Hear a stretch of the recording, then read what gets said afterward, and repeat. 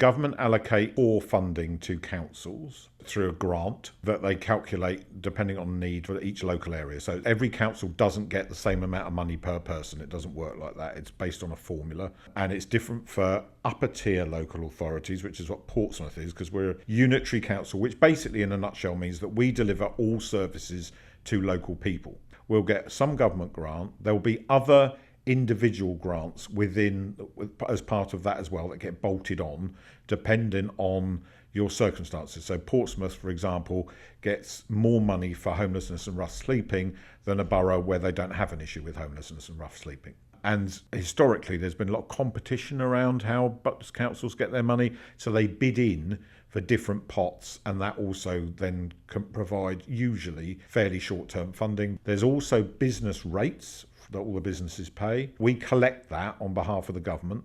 They take it away and they give us some of it, but not all of it back. And then there's obviously local council tax that people pay. But that is a tiny part, relatively speaking, of the overall budget envelope, which is much, much bigger.